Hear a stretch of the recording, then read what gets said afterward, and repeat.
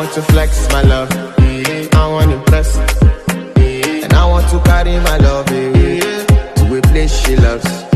I'm